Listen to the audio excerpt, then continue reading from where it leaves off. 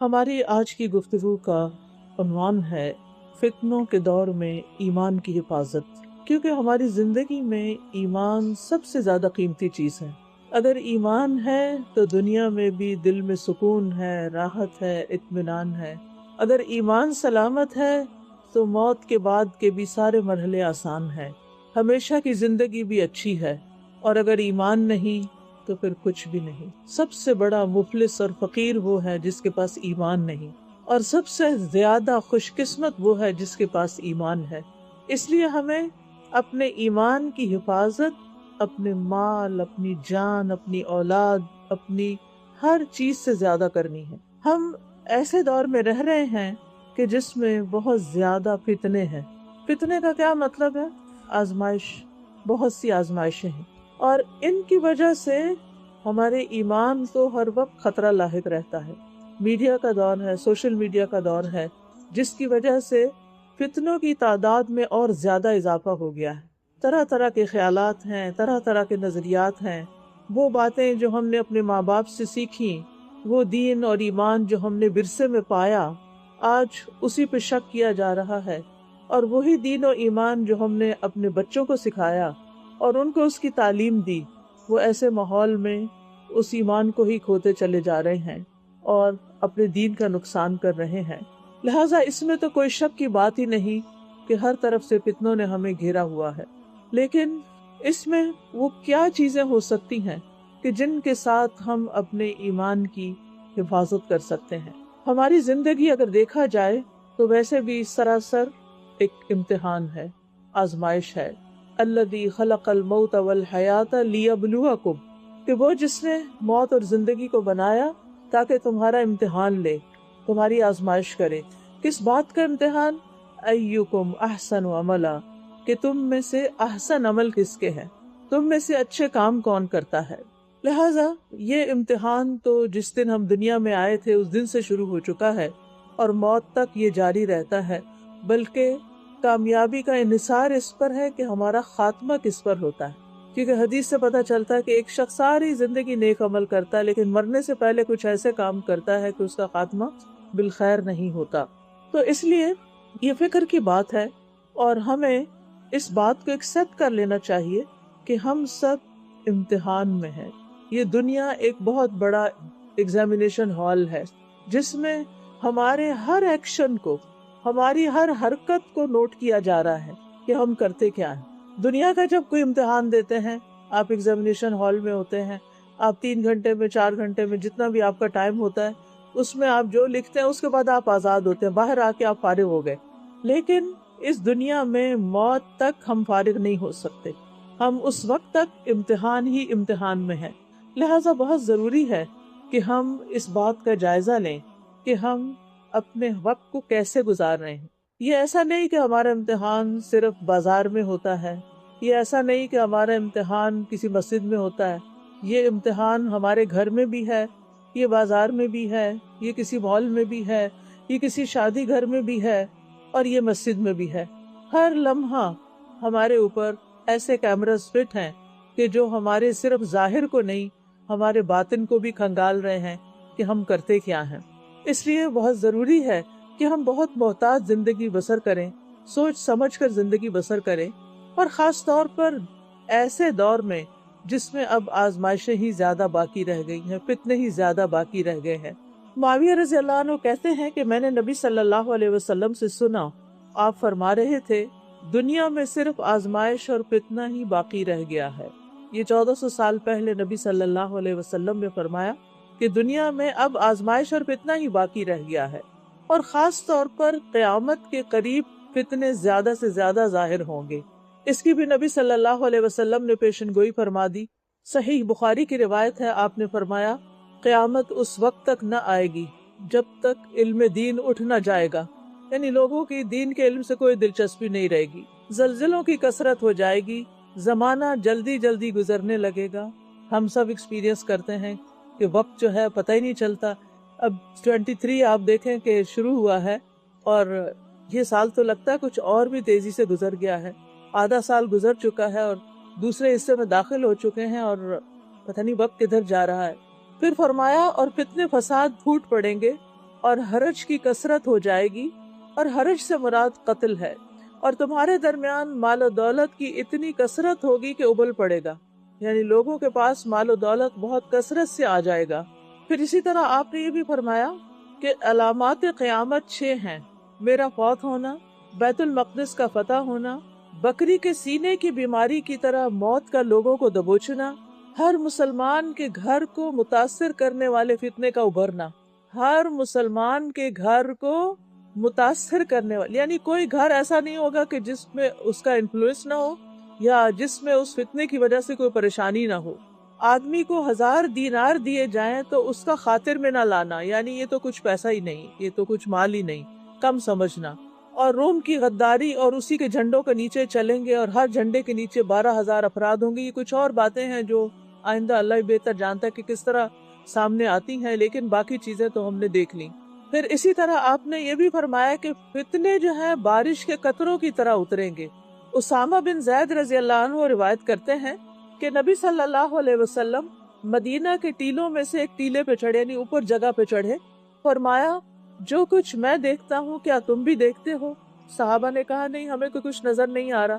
آپ نے فرمایا میں فتنوں کو دیکھ رہا ہوں جو بارش کے قطروں کی طرح تمہارے گھروں کے اندر داخل ہو رہے ہیں۔ یعنی نبی صلی اللہ علیہ وسلم تو اللہ کے رسول تھے، خاص چنے ہوئے بندے تھے، تو ان کو کچھ ایسی چیزیں بھی دکھائی جاتی تھی جو ایک عام انسان نہیں دیکھ سکتا۔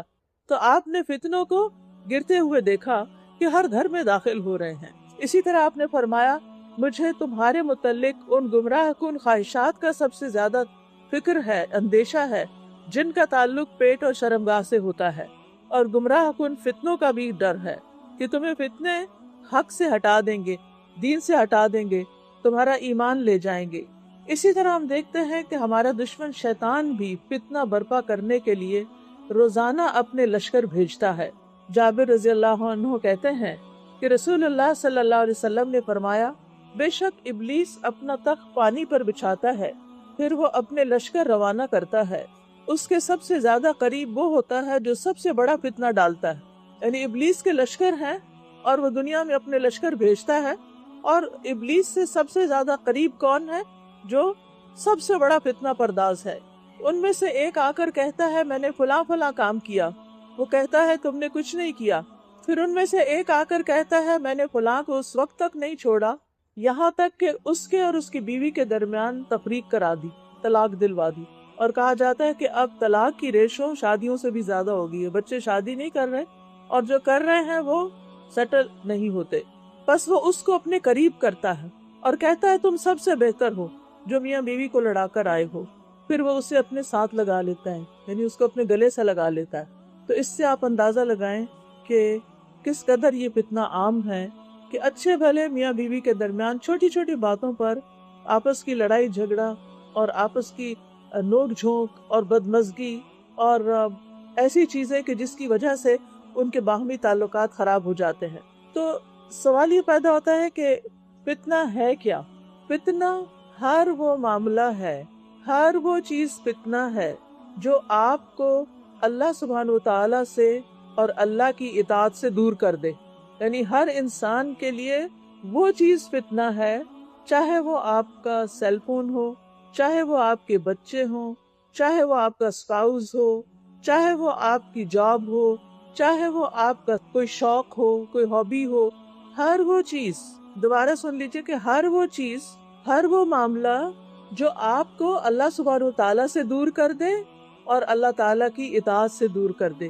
آپ غور کیا کیجئے کہ وہ کون سے کام ہوتے ہیں، وہ کون سی چیزیں ہوتی ہیں کہ جن کی وجہ سے آپ کی نماز دیر سے ہوتی ہے، یا نماز قضا ہو جاتی ہے، یا آپ نماز لیٹ کر دیتے ہیں۔ ہو سکتا ہے وہ آپ کا کوکنگ کا شوق ہو سکتا ہے وہ آپ کا گھومنے پھرنے کا شوق ہو سکتا ہے وہ آپ کا شاپنگ کا شوق ہو۔ یعنی کون سی چیز ہے؟ ہم میں سے ہر شخص جب کوئی بات سنے تو وہ اپنے آپ کو انالائز کرے۔ عام طور پر ہوتا ہی ہے کہ جب ہم لیکچر میں جاتے ہیں تو جو بات ہم سنتے ہیں ہم سوچتے ہیں یہ فلاں ہوتا نا اس کو بڑا فائدہ ہوتا، یہ تو اس کے سننے کی تھی، یہ تو فلاں کے لیے ہے، یہ میں فلاں کو جا کے اب بتاؤں گی میں یہ سن کر آئی ہوں۔ اور ہم اپنے لیے نہیں سوچتے کہ یہ ہمارے لیے ہے۔ علم کا فائدہ سب سے زیادہ خود ہماری اپنی ذات کو ہونا چاہیے۔ ہم جو کچھ بھی سیکھیں سب سے پہلے خود فائدہ اٹھائیں اور پھر اس کے بعد دوسروں کو فائدہ پہنچائیں۔ اگر ہم نے خود کھا لیا تو پھر دوسروں کو کھلانا آسان ہوگا. جو چیز ہم خود نہیں کھا رہے ہوں اور ہم دوسروں کو کہ آپ کھا لیں تو وہ کوئی پرواہ نہیں کرتا. لیکن اگر ہم اپنا ایکسپیرینس بتاتے ہیں کہ میں نے اس کو بہت ہی مزے کا پایا ہے اور مجھے اس سے بہت فائدہ ہوا، تو دوسرے کے کان کھڑے ہو جاتے ہیں، اچھا چلے میں بھی دیکھتا ہوں، میں بھی کچھ کرتا ہوں، میں بھی چکھ کے دیکھ لیتا ہوں. تو اس لیے علم بھی دوسروں پر، بات بھی دوسروں پر وہ اثر کرتی ہے جس پر ہم خود عمل کر رہے ہوتے ہیں. جو ہم خود نہ کر رہے ہوں اور صرف بتانے والے ہوں، وہ وقتی طور پہ تو لوگ سن لیتے ہیں لیکن اس سے ان کا عمل نہیں بدلتا. اس کے علاوہ بھی چونکہ عربی زبان بہت وسیع زبان ہے تو اس میں فتنے کے مختلف معنی بھی بیان کیے گئے ہیں. فتنے کا معنی مشقت بھی ہے کہ جو چیز انسان کو مشقت اور تکلیف میں ڈال دے. فتنے سے مراد مال بھی ہوتا ہے. قرآن مجید میں آتا ہے کہ تمہارے مال اور اولاد تمہارے لیے فتنہ ہے، اولاد بھی فتنہ ہے. اسی طرح لوگوں کا آپس میں لڑائی جھگڑا اور جس کو کہتے ہیں نا فتنہ فساد، وہ بھی فتنہ ہوتا ہے. فتنہ ظلم کو بھی کہتے ہیں. پھر یہ یاد رکھیے کہ فتنہ صرف شر میں نہیں ہوتا، فتنہ خیر میں بھی ہوتا ہے. جو نعمتیں ہمیں ملی ہیں وہ نعمتیں بھی ہمارے لیے فتنہ بن جاتی ہیں. جیسے اولاد ہے، بچے ہیں، ہمیں ان سے اتنی محبت ہوتی ہے کہ بعض اوقات ان کی وجہ سے ہم کچھ غلط کام کر جاتے ہیں. اسی طرح مال خیر بھی ہے، لیکن آپ نے دیکھا ہوگا کہ عموماً جب لوگوں کے پاس مال زیادہ آنے لگتا ہے تو پھر کیا ہوتا ہے پھر اتنے ہی وہ اللہ سے دور ہونے لگتے ہیں. وہ مال کو خیر کے کاموں میں، اپنی آخرت بنانے میں خرچ کرنے کی بجائے اپنی دنیا کو ایکسپینڈ کرنے لگتے ہیں. پھر وہ اس پر راضی نہیں ہوتے، پھر اس سے بہتر سے بہتر کی تلاش، جس کے نتیجے میں ان کی عبادات بھی ضائع ہوتی ہیں اور ان کے بعض اوقات معاملات بھی خراب ہوتے ہیں. پھر اسی طرح یہ ہے کہ ہر تکلیف بھی ایک آزمائش ہوتی ہے اور ہر راحت بھی آزمائش ہوتی ہے. آپ دیکھیے کہ آپ کو اگر اچھا نرم گرم بستر مل جاتا ہے اور اچھی نیند آپ کو آتی ہے تو پھر صبح فجر کے وقت کب اٹھتے ہیں آپ؟ جن لوگوں کو نیند نہیں آتی وہ پھر اٹھ جاتے ہیں، لیکن جن لوگوں کو بہت گہری نیند کا آنا اللہ کی بڑی رحمت ہے، بڑی نعمت ہے. کیونکہ سلیپ کے بے شمار فائدے ہیں. جن لوگوں کی سلیپ ڈسٹرب ہوتی ہے ان کو بہت سی بیماریاں لاحق ہو جاتی ہیں. لیکن اس نعمت کو پا کر جب اللہ اکبر کی آواز آتی ہے، ہمارا الارم بجتا ہے، تو پھر ہم کیا کرتے ہیں؟ ہم سائڈ بدل کے پھر سو جاتے ہیں. تو یہ بھی ہمارے لیے ایک فتنہ ہے. پھر اسی طرح باقی چیزیں بھی، پھر کچھ اس کے برعکس جیسے بیماری ہے، فقر و فاقہ ہے، جو ہمیں چیزیں ناپسند ہوتی ہیں وہ تو سب ہمارے لیے ویسے ایک آزمائش ہے ہی. تکلیف دہ چیزوں پر تو انسان پھر اللہ تعالیٰ کی طرف رجوع کرتا ہے. لیکن جب نعمتیں زیادہ ملتی ہیں تو انسان بھول جاتا ہے کہ یہ تو میرے لیے آزمائش ہے، یہ تو ایک فتنہ ہے اور مجھے کیئرفل ہونا ہے اور بھی کیئرفل ہونا ہے. تو ان دونوں چیزوں میں انسان کو اپنے اوپر چیک رکھنے کی ضرورت ہے، اچھے حالات میں بھی اور تکلیف دہ حالت میں بھی. عبد الرحمن بن عوف کہتے ہیں ہم رسول اللہ صلی اللہ علیہ وسلم کے ساتھ تکلیف اور تنگی میں آزمائے گئے تو اس پر ہم نے صبر کر لیا. اس کے بعد کشادگی کی حالت اور خوشی میں آزمائے گئے تو ہم صبر نہ کر سکے. یعنی تکلیف سے زیادہ راحت ہمارے لیے آزمائش بن گئی. پھر اسی طرح آپ دیکھیے ایک اور چیز بھی، کچھ چیزیں تو سامنے نظر آتی ہیں اور ہم سمجھ بھی پاتے ہیں یہ میرے لیے فتنہ ہے، یہ آزمائش ہے، یہ مجھے اللہ سے دور کر. دیکھیں ایک ہی کرائیٹیریا آپ نے رکھنا ہے سامنے کہ کون سی چیز مجھے اللہ سے دور کر رہی ہے. کیا وہ کوئی انسان ہے، دوست ہے، کوئی مال ہے، کیا چیز ہے، کوئی شوق ہے؟ تو الرٹ ہو جانا ہے. جہاں بھی آپ اس کی وجہ سے اللہ سے دور ہو رہے ہیں، کوئی نافرمانی کا کام کر رہے ہیں، جو اللہ کو ناراض کرنے والا کام کر رہے ہیں، کچھ چیزیں تو نظر آتی ہیں. لیکن ایک بات اور بھی یاد رکھیے کہ کچھ چیزیں نظر بھی نہیں آتی. کچھ فتنے ہمیں دکھائی بھی نہیں دیتے، کچھ فتنوں کا ہمیں پتہ ہی نہیں چلتا کہ یہ ہمارے لیے فتنہ ہے. وہ تو اور بھی خطرناک بات ہے. آپ دیکھیے کہ اگر آپ کے ہاتھ پہ کوئی پھوڑا نکل آئے تو کیا ہوتا ہے؟ آپ کو فوراً فکر پڑ جاتی ہے، آپ ایک دوا لیتے ہیں، دوسری لیتے ہیں، جب تک وہ ٹھیک نہ ہو جائے آپ روز اس کو دیکھتے رہتے ہیں اب کہاں پہنچے. اللہ نہ کرے کہ اگر کسی کے پیٹ میں کینسر ہو جائے اس کو پتہ بھی نہیں چلتا. اور عموماً پھر کیا ہوتا ہے کہ جب بالکل انسان آخری دم پہ پہنچتا ہے تو پھر ڈائگنوز ہوتا ہے، پھر ڈاکٹر کہتے ہیں ریورسیبل، اب کچھ نہیں ہو سکتا، اب اس کا کوئی علاج نہیں. کیونکہ وہ اندر چھپا ہوا تھا، وہ آپ کو نظر نہیں آیا. آپ نے کہا پیٹ میں درد ہے، چلو یہ ٹوٹکا کر لو، وہ دوا کھا لو، وہ پانی پی لو، مختلف چیزیں کرتے رہتے ہیں. بہت سے لوگ جب بیمار ہوتے ہیں تو اس بیماری کی فکر نہیں کرتے، ڈاکٹر کے پاس نہیں جاتے، خود سے خود ڈاکٹر بن جاتے ہیں اور اپنا علاج خود کرتے رہتے ہیں اور اس نتیجے میں اپنی ڈاکٹری سے اور زیادہ بیمار ہو جاتے ہیں. حتیٰ کہ وہ بیماری ہلاکت خیز بن جاتی ہے۔ کہنے کا مطلب یہ اس مثال کا کہ کچھ ہماری ہڈن خرابیاں ایسی ہوتی ہیں، کچھ روحانی بیماریاں ایسی ہوتی ہیں، کچھ ایسی ڈیزیزز ہوتی ہیں ہمارے اندر جن کا ہمیں خود بھی پتہ نہیں ہوتا، جن میں سے مثلا نیت کی خرابی۔ اگر نیک کام کرتے ہوئے بھی نیت خراب ہے، اللہ کے لیے نہیں کر رہے، دکھاوے کے لیے کر رہے ہیں، تو ہم ایک طرح سے آزمائے جا رہے ہیں کہ ہم اس وقت میں کیا کر رہے ہیں اور ہمیں پتہ بھی نہیں چلا۔ اسی طرح کچھ لوگوں کے لیے ان کی اپنی بد زبانی، زبان درازی فتنہ ہوتی ہے، اور وہ اس کو سمارٹ ہونا کہتے ہیں کہ میں بہت چالاک ہوں، اپنے آپ کو سوچتے ہیں کہ دوسروں کو تو نہیں کہتے، میں بہت سمارٹ ہوں، میں بہت حاضر جواب ہوں، میں بہت ذہین ہوں، میں ہر ایک کو چپ کرا سکتا ہوں، میں ہر ایک کا منہ بند کر سکتا ہوں۔ اور اس طرح کی باتوں سے وہ کیا کرتے ہیں، اپنے آپ کو بہت خوش رکھتے ہیں کہ میرا کانفیڈنس لیول بہت ہائی، مجھے کوئی کچھ نہیں کہہ سکتا، مجھے کسی کی پرواہ نہیں۔ اس طرح کی جو تھنکنگ، اس طرح کے جو خیالات ہوتے ہیں انسان کے اندر، وہ انسان کے لیے بہت بڑی آزمائش ہوتے ہیں کہ انسان اپنی برائیوں کو، اپنے برے خیالات کو، اپنے حسد کو، اپنے بغض کو، اور اسی طرح کی جو نفاق کو، منافقت کو، دو رخے پن کو ڈیٹیکٹ نہ کر پائے کہ یہ میرے اندر خرابی ہے۔ اور اگر کوئی اس کو یاد دلا دے یا بتا دے کہ دیکھو تم بات نہیں سیدھی کرتے، تم ٹھیک نہیں کر رہے، کیا تمہارے اندر یہ بات صحیح نہیں ہے، تو پھر کیا کرتے ہیں، مائنڈ کر جاتے ہیں، اس سے ناراض ہو جاتے ہیں۔ لہٰذا وہ خرابیاں اندر ہی اندر پلتی رہتی ہیں، حتیٰ کہ انسان کے منہ سے ایسی باتیں نکلتی ہیں، انسان کے اندر سے ایسے برے کام نکلتے ہیں کہ وہ اس کی ہلاکت کا باعث بن جاتے ہیں۔ تو بہرحال بعض اوقات لوگوں کے لیے کوئی بھی آفت جو اس کو اس کے مقصد سے پھیر دیتی ہے، اس کے لیے فتنہ بن جاتی ہے، چاہے مال ہو یا اولاد ہو۔ مال کا فتنہ جہاں تک تعلق ہے وہ کیا ہے؟ نبی صلی اللہ علیہ وسلم نے فرمایا، لوگوں پر ایک وقت ایسا آئے گا جب آدمی کو اس کی کوئی پرواہ نہ رہے گی کہ مال حلال طریقے سے حاصل کیا یا حرام طریقے سے کمایا۔ بس ان کو کس بات کی فکر ہوگی کہ ہم مال کما لیں، ہمارے پاس زیادہ سے زیادہ مال آ جائے۔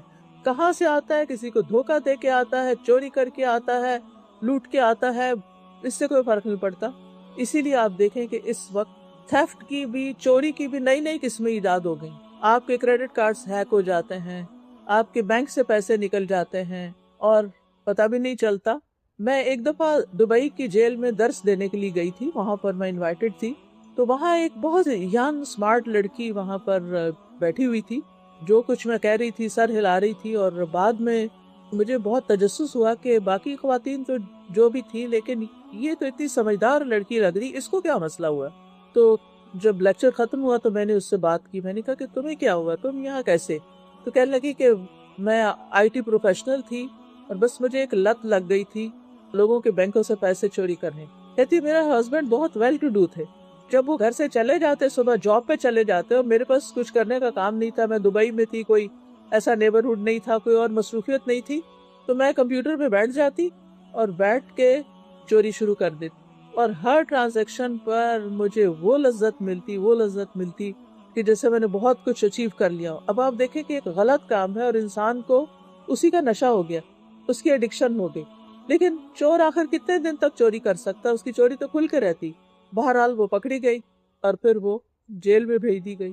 اس کی زندگی تو خراب ہوئی، لیکن اس کے ساتھ آپ دیکھیں کہ کتنے سارے لوگوں کو نقصان پہنچا، خود اس کے گھر والوں کی عزت، خود اس کے ہسبینڈ کی پریشانی، اور بچے اور باقی سب۔ یعنی ایک انسان جب غلط کام کرتا ہے، کسی فتنے میں مبتلا ہوتا ہے، تو وہ صرف اپنے آپ کو نقصان نہیں دے رہا ہوتا، وہ دوسروں کو بھی نقصان دیتا ہے۔ اسی لیے ہمارے دین میں امر بالمعروف اور نہی عن المنکر بھی ہے کہ نیکی کا حکم دو اور برائی سے روکو بھی۔ اگر آپ کے علم میں آ جاتا ہے کہ کوئی شخص صحیح نہیں کر رہا، تو یہ نہیں کہ ہمیں نہیں پرواہ، مائنڈ یور اون بزنس، جو مرضی کوئی کرے، جیسے پنجابی میں کہتے ہیں سانو کی، جو مرضی کوئی کرے، تو نہیں، ہمیں فکر ہونی چاہیے، ہمارے اوپر اپنی ذمہ داری بھی ہے اور دوسروں کی بھی ہے، خصوصاً ہمارے لوڈ ونز جو ہیں، قریبی لوگ جو ہیں، ان کی تو ہمیں اور فکر ہونی چاہیے کہ وہ کیا کر رہے ہیں۔ بہرحال کہنے کا مطلب یہ ہے کہ ایک فتنہ کیا ہے، مال، جو بہت بڑا فتنہ ہے، جس میں سب سے بڑا فتنہ یہ ہے کہ مال کا سورس آف انکم ہم نہیں سوچتے کہ کیا۔ یہ تھیفٹ کی باتیں تو بہت بڑی باتیں ہیں، لیکن اس کے علاوہ بھی آپ دیکھیں کہ بہت سے لوگوں نے اب سوشل میڈیا کو انکم جنریٹنگ ٹول بنایا ہوا ہے۔ وہ ان سے انکم جنریٹ کرتے ہیں. اور مثلا یوٹیوب پر اشتہار، اب چینل بنا لیا، اس پہ جھوٹی سچی خبریں ڈالی، کچھ فیکٹس صحیح ہوئے کچھ غلط ہوئے، بعض اوقات بالکل ایسی انفارمیشن ہوتی ہے جس کا کوئی تعلق نہیں ہوتا لیکن دوسروں کو انٹرٹین کرنا. بعض اوقات اس میں فضول باتیں کی جاتی. کچھ لوگ تو بہت فاؤل لینگویج یوز کر رہے ہوتے ہیں اور لوگ اس پہ ہنس رہے ہوتے ہیں اور ان کو بہت سی لائکس مل رہی ہوتی ہیں. اب کیا ہے، اس سے وہ انکم آ رہی. اب انکم جو آ رہی ہے کیونکہ بہت سارے لائکس ہو گئے ہیں، بہت ساری چیزیں ہو گئی ہیں، اور ان کو مزہ کس میں آتا ہے؟ یہ ضروری نہیں کہ ہم سچی انفارمیشن ڈالیں. بہت سے وہ لوگ بھی اس میں شامل ہیں جو جھوٹی حدیثیں، حدیث کے نام سے، دین کی باتوں کے نام سے وہ لوگوں کو فارورڈ کر رہے ہوتے ہیں، اور اس میں مینی ٹائمز فارورڈڈ اوپر لکھا ہوا آتا ہے. اب اس طرح کی چیزیں لوگوں میں غلط انفارمیشن پھیلانا، دین کے بارے میں یا دنیا کے بارے میں یا ہیلتھ کے بارے میں یا فوڈ کے بارے میں یا ایکسرسائز کے بارے میں یا کسی بھی چیز کے بارے میں لوگوں کو مس لیڈ کرنا، یہ بہت بڑا ظلم ہے اور بہت سارے لوگوں پہ ظلم ہے. لیکن ہم صرف یہ دیکھتے ہیں کہ ٹرینڈز کیا ہیں، لوگوں کی پسند کیا ہے، لوگ کیا چاہتے ہیں، اور پھر جو اس پہ اشتہار آتے ہیں وہ چاہے الکوہل کے آئیں، چاہے کوئی زنا کی دعوت ہو، چاہے کوئی فحش قسم کی چیزیں ہوں، انہیں اس سے کوئی پرواہ نہیں کہ کہاں سے ہو رہا ہے، بس انہیں یہ ہے کہ ہمارے پیسے آ رہے ہیں. اسی طرح کے اور بہت سے طریقے ایجاد ہو چکے ہیں کہ جس میں پیسے کمانے کے لیے حلال حرام کی پرواہ نہیں کی جاتی. بہت سے لوگ سود لیتے ہیں، ایسی جگہوں پر اپنے اکاؤنٹس کھولتے ہیں کہ جہاں ان کو سود ملتا رہے، اور وہ بالکل پرواہ نہیں کرتے کہ وہ حلال ہے یا حرام ہے. اب دیکھیے کہ قرآن مجید میں بہت سے گناہوں کا ذکر ہے، ان کی سزاؤں کا بھی ذکر ہے، لیکن جتنی سخت سزا سود کے اوپر بتائی گئی ہے اتنی کسی اور چیز پر نہیں. اور وہ کیا ہے کہ جو اس حکم کو سن کے باز نہیں آتا اللہ اور اس کے رسول سے جنگ کے لیے تیار ہو جائے. کس میں ہمت ہے کہ اللہ کا مقابلہ کرے؟ لیکن یہ بھی ایک آزمائش ہے، یہ بھی ایک فتنہ ہے. پھر اسی طرح یہ ہے کہ ایسی گیمز بنانا، ایسی گیمنگ کرنا، بہت سے لوگ اس کو جوئے کی طرح کھیل رہے ہوتے ہیں اور اس سے پیسے بنا رہے ہوتے ہیں. یعنی کوئی یہ جاننے کی زحمت نہیں کرتا کہ یہ طریقہ حلال ہے یا حرام ہے، بس اس بات کی فکر ہے کہ کتنے پیسے بن گئے. پھر اسی طرح کچھ لوگ تو ڈائریکٹ جوئے میں انوالو ہیں، وہ لاٹری کھیلتے رہتے ہیں اور ان کو اس کی ایڈکشن ہو جاتی ہے، اور افسوس یہ کہ خود مسلمان اس کام میں شریک ہے.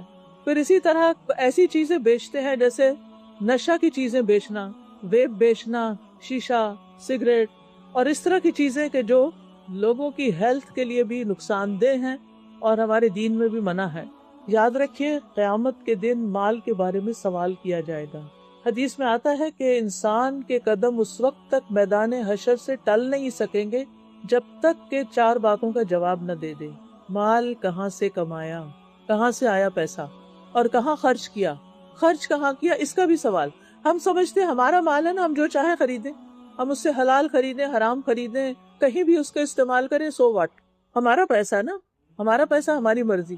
نہیں، ہمارا دین پیسے کے خرچ کرنے کے معاملے میں بھی ہم پر چیک رکھتا ہے کہ انہوں نے خرچ کہاں کیا. ابھی تو بینکس کے ذریعے اور ٹرانزیکشنز کے ذریعے ٹرینڈز دیکھے جا رہے ہیں نا کہ کریڈٹ کارڈ کے ذریعے کہ لوگ زیادہ زیادہ کہاں سپینڈنگ کرتے ہیں اور پھر اس کے مطابق چیزیں تیار ہوتی ہیں. بزنسز اس پہ چل رہے ہیں، مارکیٹنگ کا ایک ذریعہ ہے یہ. لیکن آپ دیکھیے کہ قیامت کے دن اس پر بھی پوچھا جائے گا کہ خرچ کہاں کیا، کس کو دیا، اچھے کام میں دیا یا نہیں دیا. قرآن مجید میں آتا ہے وَآتِ ذَا الْقُرْبَى حَقَّهُ وَالْمِسْكِينَ وَابْنَ السَّبِيلِ. یہ ان لوگوں کے لیے بہتر ہے، یعنی آتِ ذَا الْقُرْبَى حَقَّهُ وَالْمِسْكِينَ، رشتہ دار کو اس کا حق دو، چاہے وہ غریب ہے، امیر ہے، والدین کو دو، اولاد کو دو، رشتہ داروں کو دو، بیوی کا نان نفقہ دو. وَآتِ ذَا الْقُرْبَى حَقَّهُ وَالْمِسْكِينَ، اور اس کے بعد پھر مسکینوں کی خبر لو، جو تمہارے رشتہ داروں میں یا ویسے ضرورت مند ہیں ان کو دو، اور وابن السبیل مسافروں کو دو. ذالک خیر، یہ ان کے لیے بہتر ہے. یریدون وجہ اللہ، جو اللہ کا چہرہ چاہتے ہیں، جو قیامت کے دن اللہ کی ملاقات کی امید رکھتے ہیں اور وہ اللہ سبحانہ تعالیٰ کو دیکھ کر خوش ہونا چاہتے ہیں. کیونکہ جب اللہ تعالیٰ کو دیکھ لیں گے تو اس کے بعد کوئی خوشی، کوئی چیز اس جیسی نہیں لگے گی انسان کو. اور پھر آپ دیکھیے کہ مومن اپنے مال میں حرام کی ملاوٹ سے بھی بچتا ہے. ایک ہے پیور حلال، ایک ہے پیور حرام، اور ایک ہے مکس آمدنی. تو مومن کو اس سے بھی بچ کے رہنا چاہیے. مال کے فتنے میں ایک چیز اور منشن کروں کہ مال کو صرف اپنی ذات پہ خرچ کرنا بھی ایک فتنہ ہے. کیونکہ اب آپ دیکھیں کہ بچے کماتے ہیں، وہ ان کا مال ہے، وہ اپنے اوپر خرچ کریں گے، میاں کماتا ہے، اس کا اپنا مال ہے، بیوی کماتی ہے، اس کا اپنا مال ہے، اور دوسروں کا حق نہیں دیکھتے یا پھر اللہ کے راستے میں نہیں دیتے۔ آپ دیکھیں کہ اس وقت جتنی مسلمانوں کی کمیونٹی ہے، کیا ان کے لیے مساجد میں جگہ پوری ہے؟ کیا ان کے لیے انف اسلامک سکولز ہیں اپنے بچوں کے دین ایمان کو محفوظ کرنے کے لیے؟ کیا ان کے لیے ان کے بچوں کی دین اور ایمان کی حفاظت کے لیے ایسے پروگرامز کو اسپانسر کیا جاتا ہے کہ جس سے ان کے بچے واقعی کچھ سیکھ سکے، کوالٹی کی چیزیں سیکھ سکیں؟ کیونکہ ہمیں اس طرف خرچ کرنے کا خیال ہی نہیں آتا۔ ہم چاہتے ہیں کہ باقی ہم جہاں بھی خرچ کریں، ہالیڈیز پر ہزاروں ڈالر خرچ کر دیں، لیکن جب دین کے راستے میں خرچ کرنے کی بات آتی ہے تو پہلا سوال پوچھتے ہیں کیا اس میں زکوٰۃ لگتی؟ پہلا سوال۔ یعنی آپ دیکھیں یہ آپ اللہ کو دے رہے ہیں، اللہ کے راستے میں، کیا آپ اپنے کسی پیارے کو زکوٰۃ دیں گے؟ اپنے بچے کو زکوٰۃ دیں گے؟ کبھی بھی نہیں۔ اپنے بچے پہ تو اپنا سب سے زیادہ پسندیدہ مال خرچ کریں گے۔ مائیں کیا کرتی ہیں؟ اپنی جیولری سنبھال کے کس کے لیے رکھ دیتی ہیں؟ اپنے ہی بچوں کے لیے۔ خود پہننے کا شوق بھی ہوتا ہے تو کہیں نہیں، گھس جائے گی، خراب ہو جائے گی، یہ بچوں کے کام آئے گی۔ ہم اپنے لیے اور اپنے بچوں اور اپنے خاندان کے لیے تو یہ کرتے ہیں، لیکن جب مسجد میں دینے کی باری آتی ہے، ابھی ریسنٹلی الہدا مسجد کا کارپیٹ چینج کرنا تھا، تو جو ہی اناؤنس ہوا تو لوگوں نے پوچھا کہ کیا زکوٰۃ لگے گی اس میں؟ میں نے کہا مسجد کو زکوٰۃ دو، اللہ کے گھر کو زکوٰۃ دو، کیونکہ ہم اس کے علاوہ سمجھتے ہی نہیں کہ اس مال میں اور بھی حق ہے کسی کا، زکوٰۃ کے علاوہ بھی حق ہے۔ حدیث میں آتا ہے کہ انسان کے مال میں زکوٰۃ کے علاوہ بھی حق ہے، لیکن ہم اس حق کا خیال ہی نہیں کرتے۔ اور یہ بھی ایک فتنہ ہے کہ اپنی ذات پہ تو خرچ کرنا، لیکن اپنے رشتہ داروں پہ خرچ نہیں کرنا، اپنے بچوں پہ تو خرچ کرنا، لیکن غریب، یتیم، مسکین کے بچے پہ خرچ نہیں کرنا، ان بچوں کی پڑھائی اور ان کی اسکولنگ اس کا انتظام نہ کرنا۔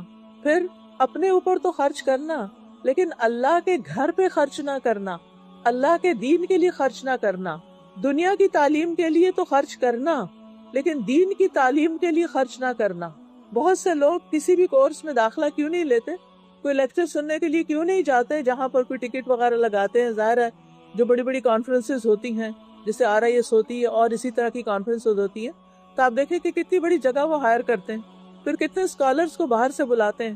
اب جو فل ٹائم اسکالرس ہوتے ہیں ان کی اپنی تو سورس آف انکم کوئی ایسا نہیں ہوتا، ان کو آنے جانے کا ٹکٹ بھی دینا ہوتا ہے، ان کے رہنے کے لیے ہوٹل کا بھی انتظام کرنا ہوتا ہے، کھانے پینے کا بھی انتظام کرنا ہوتا ہے، لیکن بہت سے لوگ ایسی کانفرنسز پہ کیوں نہیں جاتے؟ اچھا پہلے پوچھیں کہ فری ہے تو چلے جاتے ہیں، اور اگر فری نہیں ہے تو پھر ہم نہیں جا رہے، تو کس کا نقصان ہے؟ علم کا چشمہ بہہ رہا ہے اور آپ صرف اس لیے نہیں جا رہے کہ ہمیں کچھ پیسے خرچ کرنے پڑیں گے۔ آپ دیکھیں کہ جو مال آپ اللہ کے راستے میں دیتے ہیں اس کے بارے میں قرآن ہمیں کیا بتاتا ہے؟ مثل الذین ينفقون اموالهم فی سبیل اللہ کمثل حبۃ انبتت 7 سنابل فی کل سنبلۃ 100 حبۃ واللہ یضاعف لمن یشاء۔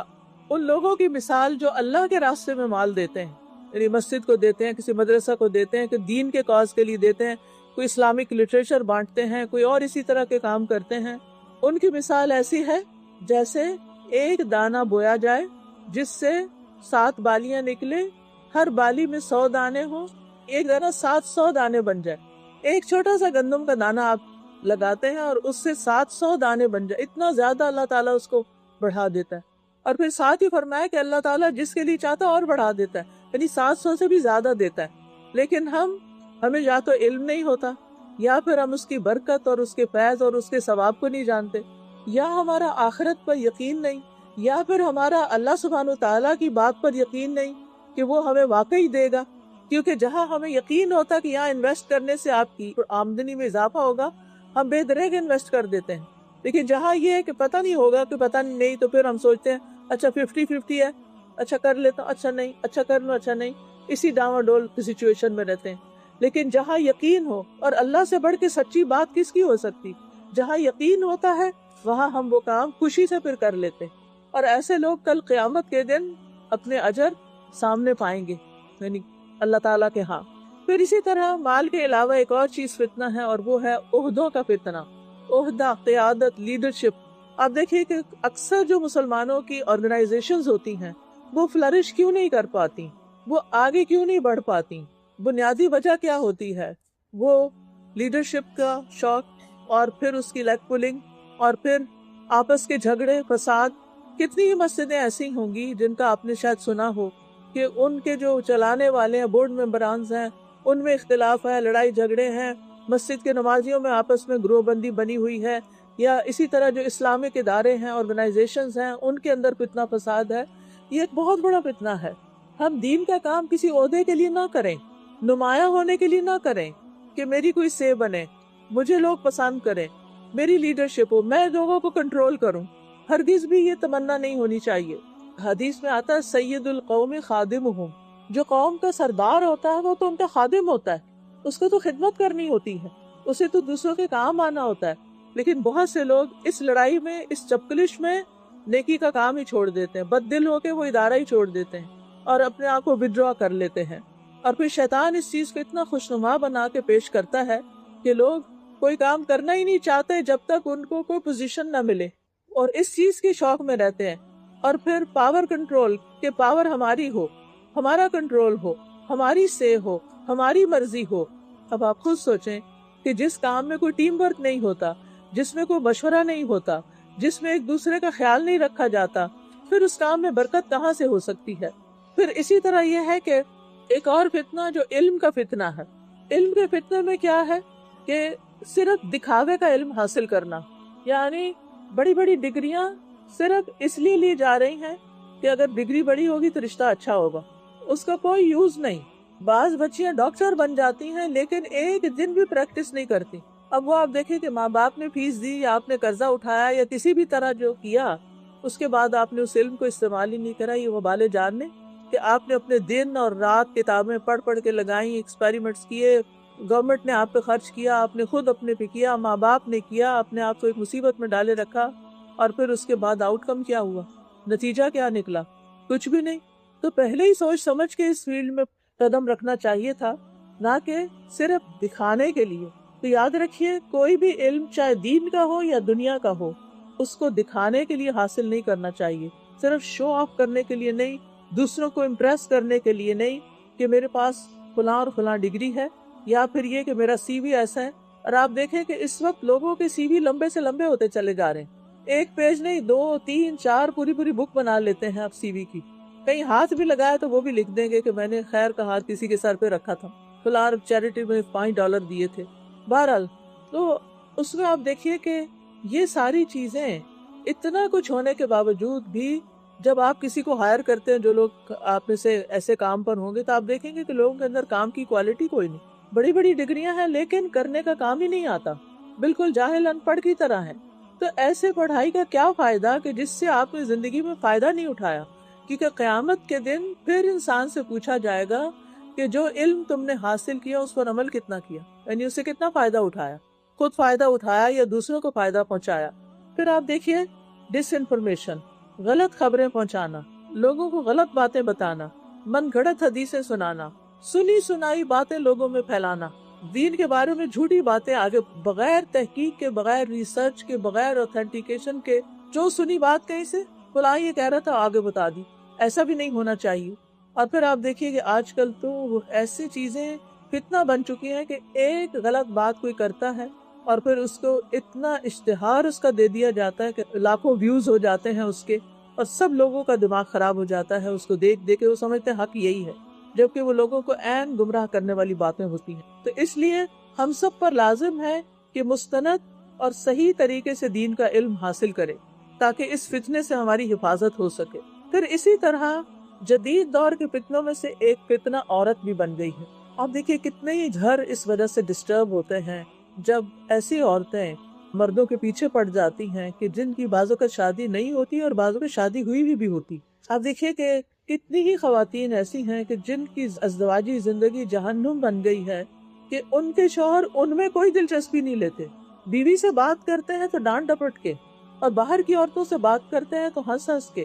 پھر آپ دیکھیے کہ گھر میں بھی آتے ہیں تو موبائل ساتھ ہے، واش روم میں جا رہے ہیں تو موبائل ساتھ ہے، کمرے میں آ رہے ہیں تو چاہتے مجھے پرائیویسی چاہیے، میرے آفس کا بہت کام ہے، اور پھر موبائل کھول کے بیٹھ جاتے ہیں. رات کو بیوی کی طرف سے منہ موڑ کے دوسری طرف منہ کر لیا، اور جب تک نیند نہیں آتی موبائل پہ کچھ نہ کچھ فضولیات دیکھتے چلے جاتے ہیں. اور پھر اس کے بعد یہ کہ بغیر اللہ کا ذکر کیے، بغیر کوئی دعا مانگے سو جاتے ہیں. انسان کو نہیں پتا ہوتا کہ آج کی رات سونے کے بعد میں دوبارہ اٹھوں گا بھی یا نہیں. ہم سو کے جب اٹھتے ہیں تو دعا کرتے ہیں الحمدللہ الذی احیانا بعد ما اماتنا والیہ النشور. سب شکر سب تعریف اللہ کی ہے کہ جس نے ہمیں زندگی بخشی، اس کے بعد کہ ہم مر چکے تھے. یعنی نیند جو ہے وہ موت کی بہن ہے. اسی طرح آپ دیکھیے کہ فون پر سکرولنگ کا فتنہ، اس کے بارے میں ایک ریسرچ آئی ہے کہ ایک عام انسان دن میں 90 منٹ سکرولنگ کرتا ہے. بس آپ بیٹھے ہیں کسی بھی مارکیٹ پر، پہلے تو مارکیٹ جانا پڑتا تھا نا، گھر میں ہی مارکیٹ، ہاتھوں میں مارکیٹ سے کیا آ رہا ہے اور کیا ٹرینڈز ہیں، کیا نیا نکلا ہے. صرف کسی ایک سٹور پہ آپ چلے جائیں آن لائن اور اس کی آپ تصویریں دیکھنا شروع کر دیں اور اس کی آپ یعنی کہ پروڈکٹس دیکھنا شروع کر دیں، گھنٹوں گزر جائیں گے، آپ کو یاد بھی نہیں رہے گا کہ آپ نے اور کیا کرنا تھا. نماز لیٹ ہو رہی ہے، قرآن نہیں پڑھا، کوئی ذکر اذکار نہیں کیے، بس وہ دیکھے نہ لینا نہ دینا، نہ خریدنا اور نہ ضرورت، صرف دل بہلا رہے ہیں. پہلے مجھے یاد ہے کچھ سال پہلے جب انٹرنیٹ کا دور نہیں ہوتا تھا تو لوگوں کے گھروں میں بڑی بڑی کتابیں ہوتی تھی، موٹے موٹے والیوم ہوتے تھے جن میں مختلف سٹورز کی پروڈکٹس ہوتی تھی. تو لوگ فارغ وقت میں بیٹھ کے تو تھوڑی سی تصویریں دیکھ لیتے تھے، کچھ ڈسکرپشن پڑھ لیتے تھے، کچھ چیزیں آرڈر کر لیتے تھے. لیکن اب تو وہ چیز بھی ختم ہو گئی، اس سے بڑا فتنہ آ گیا کہ موبائل کے اندر ہی سب کچھ ہے. اسی طرح پھر آپ دیکھیے کہ کچھ لوگ دیکھ ایک چیز رہے ہوتے ہیں لیکن اس کے ساتھ ہی اور کیا آ جاتا ہے، کوئی ایسا اشتہار آ جاتا ہے، فحش چیز آ جاتی، بالکل ننگی عورتیں، ننگی چیزیں آ جاتی. آپ کو معلوم ہے کہ ہمیں اللہ تعالیٰ نے مردوں کو بھی اور عورتوں کو دونوں کو اپنی نگاہوں کی حفاظت کا حکم دیا ہے. جب کوئی ہم حرام پکچر دیکھتے ہیں اور اگر اس پہ ٹھہر جاتے ہیں، ایک نظر تو معاف کر، لیکن اگر اس پہ ٹھہر جاتے ہیں یا بار بار دیکھتے ہیں یا ایسے کوئی ویڈیو کلپس دیکھتے ہیں یا ایسی ویب سائٹس پہ جاتے ہیں کہ جہاں یہ سب حرام کام ہو رہے ہیں، پورنوگرافی کی ایڈکشن کا شکار ہو چکے ہیں، یاد رکھیے ایک دفعہ دیکھنے سے ایک سیاہ نقطہ دل پہ لگتا ہے، دوبارہ دیکھتے ہیں پھر سیاہ نقطہ لگتا ہے، پھر حتیٰ کہ دل سیاہ ہو جاتا ہے. جب دل سیاہ ہو جاتا ہے تو دل سخت ہو جاتا ہے، پھر انسان کا اللہ سبحانہ تعالیٰ کی عبادت میں دل ہی نہیں لگتا، دین کی کسی مجلس میں دل ہی نہیں لگتا، مسجد کی طرف قدم ہی نہیں اٹھتے، دینی مجالس اچھی ہی نہیں لگتی، کوئی واعظ و نصیحت پسند ہی نہیں. حتیٰ کہ اپنے موبائل پر بھی کوئی ایسی چیز اگر آ جائے کوئی دین سے متعلق تو اس کو جلدی سے گزار دیتے ہیں کیونکہ دل تو کہیں اور اٹکا ہوا نا. یہ بہت بڑا فتنہ ہے آج کے دور کا. اور پھر آپ دیکھیے کہ انسان ایسی چیزیں دیکھتا ہے، بھول کے بھی دیکھ بیٹھے، اگر بھول کے بھی دیکھ بیٹھے تو ہونا کیا چاہیے؟ استغفر اللہ پڑھنی چاہیے کہ یا اللہ میری تو کوئی نیت نہیں تھی، یہ چیز ایسے ہی میرے سامنے آ گئی، اللہ مجھے بچائے، میں اب نہیں دیکھوں. پھر اسی طرح آپ دیکھیے کہ ایک اور فتنہ جو ہے آج کے دور میں وہ اپنی جنس کو بدلنے کا، اور یہ چیز بہت عام ہوتی جا رہی. کبھی بچپن میں آپ نے کبھی نہیں سنا ہوگا، وہ مجھے یاد ہے کہ ہم بچپن میں پڑھتے تھے فلاں لڑکی لڑکا بن گئی تو ہم بڑے حیران ہوتے تھے کہ یہ کیسے ہو گیا. لیکن اب آپ دیکھیں کہ کس طرح یہ چیز اتنی عام ہوتی جا رہی ہے کہ یعنی اس کے اندر اتنی ایکسیپٹنس ہوتی چلی جا رہی ہے کہ اس کو کوئی برا بھی نہیں سمجھ رہا. اور پھر آپ دیکھیے کہ کچھ لوگ جو ایک پروسیجر سے گزرتے ہیں کچھ دنوں کے بعد ان کا موڈ پھر بدل جاتا ہے اور اب وہ اس کو ریورس کرنا چاہتے ہیں. اللہ کی تخلیق پہ راضی نہیں، جو اللہ نے ہمیں دے دیا، جو اللہ نے ہمیں بنا دیا، ہمارا کیا کام ہے کہ ہم اس پر راضی رہیں. ٹھیک ہے اگر کسی کے دل میں کچھ اور خیالات آ رہے ہیں تو یہ شیطانی وسوسے بھی تو ہو سکتے ہیں نا، کیونکہ شیطان ہمارا دشمن ہے. اگر ایسے کچھ خیالات آ رہے ہیں تو ان کی اصلاح کی جا سکتی ہے، اور شیطان تو ہر طریقے سے انسان کو گھیرنے کی کوشش کرتا ہے. پہلے تو یہ فتنے کچھ بڑوں میں تھے لیکن اب ان فتنوں نے بچوں کو گھیر لیا، جس کی وجہ سے ماں باپ کی پریشانی دیکھی نہیں جاتی. اس کا حل کیا، حفاظت کیسے ہو؟ ایک ہی حل ہے اور وہ ہے ایمان محفوظ، ایمان کے اوپر کام کر کے ان کا ایمان مضبوط کریں، ان کی دینی تعلیم کا فکر کریں. آپ دیکھیں کہ ہمارے معصوم بچوں کا کیا قصور، نہ انہیں اسکول سے کوئی دین ملتا ہے. کتنے بچے اسلامک اسکولز میں جائیں گے، جو جاتے ہیں وہ بھی اتنے محدود ہیں، انگلیوں پہ گنے جا سکتے ہیں کیونکہ اتنے تو اسکولز ہی نہیں. اور پھر آپ دیکھیے کہ میجورٹی تو بچوں کی عام پبلک اسکول میں جاتی، ظاہر ہے وہ تو پبلک اسکول ہے، انہوں نے تو اپنا سلیبس پڑھانا ہے، وہ آپ کا دین تھوڑی پڑھائیں گے. بچوں کو ہم مسجد نہیں لے کے جاتے کیونکہ اب اسکول سے وہ تھکے میں آئے ہیں، اب ہمارے پاس ٹائم نہیں ہے، اب ہم نے ان کو جم لے کے جانا ہے، اب ہم نے ان کو سوئمنگ پہ لے کے جانا ہے، ابھی ہم نے ان کو باسکٹ بال کے لیے لے کے جانا ہے. نتیجہ کیا ہوتا ہے، مسجد جانے کا کوئی ٹائم نہیں، نہ اسکول نہ مسجد، تیسرا رہ جاتا گھر. گھر میں نہ باپ نے دین پڑھ رکھا ہے نہ ماں نے پڑھا ہوا ہے، کیونکہ ان کے ماں باپ نے ان کو کوئی دینی تعلیم کا انتظام نہیں کیا تھا. جو بچپن میں کئی اسکولوں میں اسلامیات وغیرہ پڑھ لی، اس کے علاوہ کچھ نہیں سیکھا. اب سوچئے کہ اس نیکسٹ جنریشن کا حال کیا ہوگا، جس کو نہ دین پڑھے ہوئے ماں باپ ملے، کہ گھر میں بھی کوئی دینی تعلیم نہیں ملی، سوائے ڈانٹ ڈپٹ کے اٹھو نماز پڑھ لو، یہ رٹ لو وہ رٹ لو. نہ گھر میں کچھ ملا نہ مسجد میں کچھ ملا. مسجدوں میں بھی عام طور پہ کیا ہوتا ہے، بچوں کے ناظرہ کی کلاسز تو ہو رہی ہیں، حفظ پروگرامز چل رہے ہیں. کتنی مساجد میں بچوں کو قرآن سمجھانے کا بھی کوئی راستہ نکلا ہوا ہے، کوئی طریقہ ہے، بہت کم، نہ ہونے کے برابر. مسجدوں میں بزرگوں کے پروگرام ہو رہے ہیں، یوتھ کے پروگرام کتنے ہیں جس میں واقعی ان کو کوئی ان کے دین سے متعلق، ایمان سے متعلق سالڈ نالج دیا جائے. ہم کہتے نہیں پھر بچوں کو اگر ہم یہ نہیں کریں گے تو وہ، یعنی کہ مسجد وغیرہ بھی جائیں یا کسی اسلامک اسکول بھی جائیں تو عام طور پر ہم ان کو انٹرٹین کرنے میں زیادہ وقت لگاتے ہیں کہ یہ کلرنگ کر لیں، یہ آرٹ اینڈ کرافٹ کر لیں، یہ سیکھ لیں، یہ وہ سیکھ لیں. بھئی دین کا علم کہاں ہے؟ ٹھیک ہے ان کو کھلائیں، ان کو کھیلنے دیں، ان کے ساتھ باتیں کریں، ان کو سٹوری ٹیلنگ کریں، لیکن ان کو دین بھی تو بتائیں. آپ سروے کر کے دیکھ لیجئے کہ آپ ان سے پوچھئے کہ ایمان کے ارکان کتنے ہیں، بچے نہیں بتا سکیں گے. ان کو پوچھئے کہ اسلام کے ارکان کتنے ہیں، بچے نہیں بتا سکتے. یہ تو بنیادی 2 اینٹیں ہیں نا. اور تیسری احسان کیا ہے؟ جبریل علیہ السلام آئے تھے یہ 3 کوسچن لے کے نبی صلی اللہ علیہ وسلم سے پوچھنے، دین سکھائیے. ہمارا دین ان 3 چیزوں کے اندر، ایمان اور عبادات، اللہ کے ساتھ تعلق، اور احسان بندوں کے ساتھ تعلق. تو جب ہمارے بچے دین کے علم کو جانے گے ہی نہیں. سلمان رشدی کا نام آپ کو سنا ہوگا، سب کو معلوم ہے. وہ بیسیکلی انڈین مسلم تھا. وہ اپنے ایک ویڈیو کلپ میں کہتا ہے کہ بچپن میں میرے فادر مجھے مسجد لے جاتے تھے، ساری نماز عربی میں ہوتی تھی اور مجھے کچھ سمجھ نہیں آتی تھی. پھر عید کا خطبہ ہوتا تھا تو میں پوچھتا تھا یہ کیا کہہ رہے ہیں، وہ بھی عربی میں ہوتا تھا.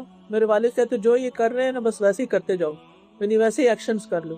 تو میں نے سوچا کہ جن باتوں کی مجھے سمجھ نہیں آتی میں اس دین کو کیوں اختیار کروں. تو میں نے دین چھوڑ دیا کیونکہ مجھے سمجھ ہی نہیں آتی تھی. آج کتنے ہی بچے یہ کہتے ہیں کیا عربک میں قرآن پڑھنا ضروری ہے؟ کہتے ہیں نا. مجھ سے تو بہت سے بچوں نے پوچھا کیا عربک میں پڑھنا ضروری ہے، ہمیں کچھ سمجھ تو آتا نہیں. اسی لیے آپ دیکھیے کہ سمجھے بغیر پڑھے جا رہے ہیں. ماں باپ خوش ہیں ہم نے ختم کروا دیا، ناظرہ پڑھا دیا، اب برکت ہو جائے گی، لیکن ان کو کوئی پتہ نہیں اس کا مطلب کیا ہے. یہاں کے بچے آنکھیں بند کر کے چیزیں نہیں لیتے، وہ فتنوں سے گرے ہوئے ہیں. ان کے بہت سے چیلنجز ہیں. آپ کو انہیں ٹائم دینا ہے، آپ کو ان کو وقت دینا ہے، آپ کو انہیں محبت دینی ہے، آپ کو انہیں اسلام کی خوبصورت تصویر دکھانی ہے، آپ نے انہیں اللہ کی معرفت، اللہ کی پہچان دینی ہے، آپ نے ان کو پروفٹ کی سٹوری سنانی ہے، پروفٹ کی سنت بتانی ہے، آپ نے ان کو آخرت کے بارے میں بتانا ہے، آپ نے ان کو قرآن کا مطلب سمجھانا ہے. یہ سب کرنے کے لیے کیا آپ کو خود علم کی ضرورت ہے؟ کوئی اور وہ نہیں سکھا سکتا جو آپ اپنے بچے کو دے سکتے ہیں، کیونکہ آپ اس کا مزاج سب سے زیادہ سمجھتے ہیں. آپ کو پتا ہے میرا یہ بچہ ایک بات کو کس طریقے سے سمجھتا ہے. اسی لیے کچھ بچے ایسے ہوتے ہیں وہ کسی اور کے قابو آتے ہی نہیں. آپ اچھے سے اچھا ٹیچر رکھ کے دیں، ہزاروں ڈالر خرچ کریں، ان بچوں نے کچھ نہیں سیکھنا ان سے، انہوں نے آپ سے ہی سیکھنا.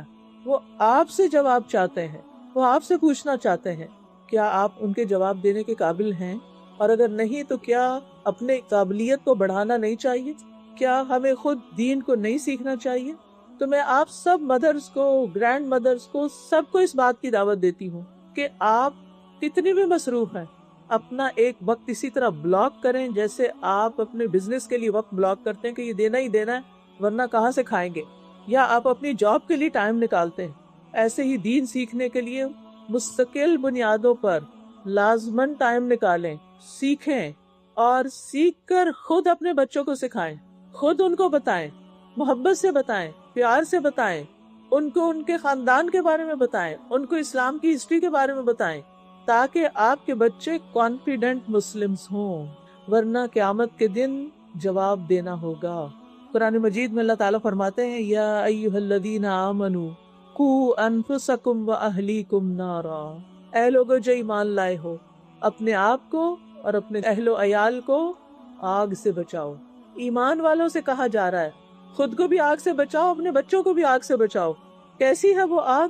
وقودھا الناس والحجارہ، جس کا ایندھن، جس کا فیول انسان اور پتھر ہوں گے. پتھروں کی آگ، سخت گرم. علیہا ملائکۃ غلاظ شداد، جس پہ بہت سنگ دل ترش روح فرشتے مقرر ہوں گے. لا یعصون اللہ ما امرہم، اللہ ان کو جو حکم دے گا اس کی نافرمانی نہیں کریں گے. وَيَفْعَلُونَ مَا يُؤْمَرُونَ، وہی کریں گے جس کا اللہ انہیں حکم دے گا. کسی پہ ترس نہیں کھائیں گے وہ فرشتے. ہمارے لیے لمحہ فکریہ ہے کہ ہمیں اپنے ایمان کو بھی بچانا ہے اور اپنے بچوں کے بچوں، اپنی آئندہ نسلوں کے ایمان کی بھی حفاظت کرنی ہے. اگر ایمان نہیں تو سب کچھ لٹ گیا. کوئی مال کام نہیں آئے گا، کوئی اولاد کام نہیں آئے گی، کوئی چیز کام نہیں آئے گی اگر ہمارے ایمان میں خلل آ گیا. اس لیے بہت ضروری ہے کہ بچہ کتنا بھی بڑا ہو، 30 سال کا ہو گیا کوئی بات نہیں، بٹھائیں اس کو پیار سے، پکڑیں اس کا ہاتھ پہ چومیں، بیٹا مجھے تمہاری بہت فکر کس بات کی؟ کہ اگر وہ دین میں نہیں آتے تو قیامت کے دن ہمیشہ کے لیے جدائی ہو جائے گی، دوبارہ شکل نہیں دیکھ سکیں گے، مرنے کے بعد ان کی شکل نہیں دیکھ سکیں گے کبھی. قیامت کے دن تو ایسی آپت آپی ہوگی، یوم یفر المرء من اخیہ و امہ و ابیہ و صاحبتہ و بنیہ، جس دن ہر شخص بھاگے گا کس چیز سے؟ اپنے بیٹے سے، اپنی بیوی سے، اپنے بھائی سے، سب سے بھاگے گا، اپنے ماں سے، اپنے باپ سے، سب رشتوں کو چھوڑ دے گا. ہر شخص کو اپنا حال پڑا ہوگا، نفسی نفسی. پیغمبر بھی یہی کہیں گے، نفسی نفسی. ہر ایک کو اپنی جان کی فکر ہوگی. یہ دنیا میں وقت ہے کہ اپنے پیاروں کو بچائیں، دنیا میں وقت ہے کہ دین خود بھی سیکھیں، اپنے ایمان کی حفاظت کریں اور اپنی نسلوں کی حفاظت کی فکر کریں. دنیا کا جتنا بھی مال آپ نے کما لیا، جتنا بھی اچھا لائف سٹائل اختیار کر لیا، جتنی بھی اچھی آپ کی لکس ہو گئی، جتنا بھی اچھا آپ کا خوبصورت گھر ہو گیا، سب پیچھے رہ جائے گا. کسی چیز نے ساتھ نہیں جانا. ایمان ساتھ جائے گا، عمل صالح ساتھ جائے گا، نیک عمل ساتھ جائیں گے. ان کے لیے وقت نکالیں.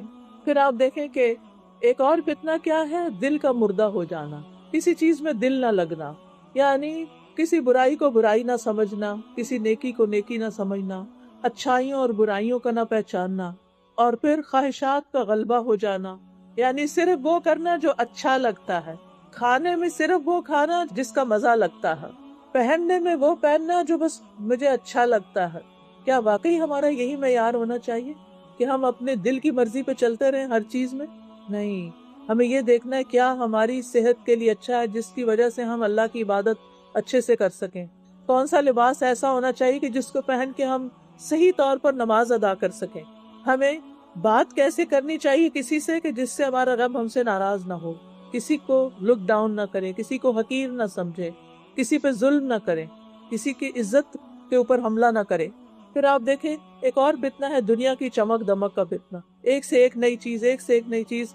صرف کسی ایک دکان میں بھی گھس جائیں تو اتنی ورائٹی ہوگی چیزوں کی، چاہے وہ فوڈ کی ہے، چاہے وہ آپ کے ڈریسز کی ہے، چاہے وہ پرس ہے، چاہے وہ یعنی یو نیم اٹ. تو بہت سے لوگ دل لگانے کے لیے، دل بہلانے کے لیے پھر ایسا ہی کرتے ہیں. جب کاموں سے فارغ ہوتے ہیں تو چلو تھوڑا سا مال کا چکر لگاتے ہیں، واک بھی ہو جائے گی. لیکن اصل مسئلہ واک نہیں ہے، اصل مسئلہ کیا ہے؟ کچھ اور ہے. وہاں ہی دل کیوں لگتا ہے؟ اللہ کی قدرت جا کے دیکھے، پارک میں اتنا اچھا موسم ہے، وہاں جا کے واک کرے جہاں اللہ کی نشانیاں نظر آئے، اللہ کی عظمت دل میں بیٹھے، اس کی ہیبت دل میں آئے، اس کی محبت دل میں آئے، اور اس کے ساتھ باتیں کریں، اپنی روحانی صحت کو بہتر بنائیں. پھر اسی طرح آپ دیکھیے کہ اخلاقیات کے بارے میں مختلف فتنے، یعنی لوگوں کے ساتھ جو معاملات ہیں ہمارے، اپنے رشتہ داروں کے ساتھ، اپنے گھر والوں کے ساتھ، اپنے بچوں کے ساتھ، اور بچوں کے آپس میں ریلیشن شپ، ان پر نظر ڈالیں وہ کیسے ہیں، ان کی کتنی اصلاح کی ضرورت ہے. اور پھر سب سے بڑا فتنہ دجال کا فتنہ، یعنی فتنے تو ہیں ہی لیکن سب سے بڑا فتنہ دجال کا فتنہ ہے. جب وہ باہر آ جائے، ابھی دجال آیا نہیں، جب آئے گا تو کیا حال ہوگا. وہ زمین سے کہے گا اپنی پیداوار نکالو اور وہ اگا دے گی فوراً. لوگوں کا ایمان خراب ہو جائے گا دیکھ کے کہ یہ تو واقعی خدا، وہ اپنے آپ کو خدا کہے گا کہ میں خدا ہوں، تو لوگ اس کے پیچھے لگ جائیں گے. پھر اسی طرح وہ آسمان سے کہے گا بارش برسے، بارش برسنے لگے گی. اس وقت مومن بھی ہل جائے گا، اور جو اس کی بات نہیں مانے گا وہ اس کو کھانا نہیں دے گا، فوڈ پر اس کا پورا کنٹرول ہو جائے گا. تو صحابہ کو پریشانی ہوگی کہ اس وقت پھر ہم کیا کھائیں گے. آپ نے فرمایا مومنوں کی خوراک اس وقت وہی ہوگی جو فرشتوں کی ہے. فرشتے کیا کھاتے ہیں؟ کچھ کیا پڑھتے ہیں؟ تسبیح، سبحان اللہ و بحمدہ سبحان اللہ العظیم، یعنی تسبیح کی کثرت. پھر آپ دیکھیے کہ اس سب سے بڑے فتنے میں ہمیں اپنے ایمان کو بچانا ہوگا کہ کچھ بھی ہو جائے ہمیں ایسی کسی چیز سے انفلوئنس نہیں ہونا۔ بات یہ ہے کہ یہ ایک دن میں نہیں ہوتا، اس کے لیے اپنا پورا لائف سٹائل اسلامی کرنا ہوتا ہے۔ اپنی ہر چیز میں یہ دیکھنا ہوتا ہے کہ اللہ تعالیٰ کو کیا پسند ہے اور کیا پسند نہیں۔ ہمیں بعمل زندگی بسر کرنی ہے تاکہ ہماری موت اسلام کی حالت میں آئے۔ فَلَا تَمُوتُنَّ إِلَّا وَأَنْتُمْ مُسْلِمُونَ۔ پھر اسی طرح یہ ہے کہ خوش قسمت ہے وہ شخص جو فتنوں سے بچ جائے۔ اب فتنے تو ہیں ہی، لیکن اب کرنا کیا ہے؟ بچنے کے لیے نمبر 1 قرآن کو مضبوطی سے تھام لیں، قرآن سے گائیڈنس لیں، قرآن کا ترجمہ پڑھیں، قرآن کی تفسیر جانیں۔ قرآن مجید میں آتا ہے کہ اتل ما اوحی الیک من الکتاب واقم الصلاۃ، اے رسول کتاب میں سے جو آپ کی طرف وحی کیا گیا اس کی تلاوت کیجیے اور نماز قائم کیجیے۔ اور تلاوت کا مطلب صرف ریسیٹیشن نہیں ہوتا، تلاوت کا مطلب ہوتا ہے سمجھ کے پڑھنا بھی۔ تلا یتلو تلون کا مطلب ہوتا ہے اس کا پیچھا کرنا، یعنی غور و فکر کرنا۔ تو قرآن کو مضبوطی سے تھامنا، نماز وقت پر پڑھنا، نماز قائم کرنا فتنوں سے بچنے کا ذریعہ ہے۔ اللہ تعالیٰ فرماتے ہیں وَالَّذِينَ يُمَسِّكُونَ بِالْكِتَابِ وَأَقَامُوا الصَّلَاةَ إِنَّا لَا نُضِيعُ أَجْرَ الْمُصْلِحِينَ۔ جو لوگ کتاب کو مضبوطی سے پکڑتے ہیں اور نماز قائم کرتے ہیں تو بے شک ہم اصلاح کرنے والوں کا اجر ضائع نہیں کرتے۔ ایک ہوتا ہے صالح انسان جو خود نیک ہوتا ہے، اور ایک ہوتا ہے مصلح جو خود بھی نیک ہوتا ہے اور دوسروں کی اصلاح کی بھی فکر کرتا ہے۔ لہٰذا آپ خود بھی سیکھیں اور دوسروں کو بھی اس چیز کی طرف انوائٹ کریں۔ پھر آپ دیکھیے کہ جس دل میں قرآن ہے وہ دل زندہ دل ہوتا ہے، اور جس دل میں قرآن نہیں ہوتا وہ دل مردہ ہو جاتا ہے۔ اللہ کا ذکر چھوڑنے والا مردہ ہو جاتا ہے۔ تو فتنوں کے سامنے جو زندہ دل ہوگا وہی اس سے بچ سکے گا۔ پھر آپ دیکھیے کہ ہمارے لیے کتاب کو مضبوطی سے تھامنا ہر طرح کے فتنوں سے بچنے کا ذریعہ ہے۔ اس میں قرآن کی تلاوت کرنا، قرآن کو یاد کرنا، تجوید سے پڑھنا، اس کے احکامات سیکھنا، اس پر غور و فکر کرنا، پھر آگے اس کو سکھانا، قرآن کی تلاوت کو معمول بنائیں۔ صحابہ کرام فتنوں کے دور میں قرآن کو مضبوط پکڑ لیتے تھے، یعنی زیادہ سے زیادہ قرآن کی تلاوت کرتے تھے۔ آج کل لوگ پڑھتے کم ہے، سنتے زیادہ ہے، اور سنتے ہوئے باتیں بھی بہت کر رہے ہوتے ہیں۔ وہ سمجھتے گھر میں لگا دیے سورۃ البقرہ بس سب کافی ہے، سب پروٹیکشن ہو جائے گی، خود کھول کے نہیں پڑھتے۔ اور بعض لوگ کہتے ہیں صرف قاریوں کی خوبصورت آواز کے پیچھے جاتے ہیں، فلاں قاری کو لگاؤ، فلاں قاری کو لگاؤ۔ یہ کہنا چاہیے قرآن مجید سناؤ، یہ نہیں کہنا چاہیے قاری کو لگاؤ، کیونکہ اس میں نیت کیا ہے کہ ایک اچھی آواز سے بس محظوظ ہو جائیں۔ یہ نیت نہیں ہونی چاہیے، اللہ کے کلام کو توجہ سے سننا چاہیے۔ پھر آپ دیکھیے کہ قرآن کا کچھ نہ کچھ حصہ یاد کرتے رہنا چاہیے، اور پھر قرآن کو سمجھنے کی پوری کوشش کرنی چاہیے۔ دنیا میں سب سے زیادہ پڑھی جانے والی کتاب قرآن ہے۔ روزانہ کچھ نہ کچھ قرآن سے سیکھیں، سنیں۔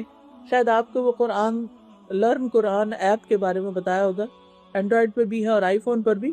اس میں ایک ایک آیت کی تجوید، ترجمہ اور تفسیر بتائی گئی۔ جب آپ اپنی جاب پر جا رہے ہیں یا کوکنگ کر رہے ہیں یا کوئی بھی کام کر رہے ہیں تو آپ گھر میں یا اپنے راستے میں روزانہ کی بنیاد پر 1 یا 2 آیتیں لازماً سیکھیں، اور کنسسٹنسی کے ساتھ شروع سے لے کے آخر تک قرآن مجید کو سن جائیں، کیونکہ قرآن کو چھوڑنا خطرناک کام ہے۔ قیامت کے دن اللہ کے رسول صلی اللہ علیہ وسلم فرمائیں گے یا رب ان قوم اتخذوا هذا القرآن مہجورا، اے میرے رب میری قوم نے قرآن کو چھوڑ دیا تھا۔ پھر رسول اللہ صلی اللہ علیہ وسلم کی سفارش کیسے ہوگی؟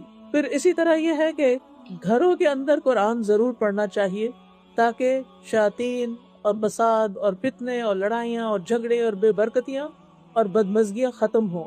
پھر اسی طرح آپ دیکھیے کہ جس گھر میں قرآن نہیں پڑھا جاتا اس گھر کی خیر و برکت کم ہو جاتی ہے۔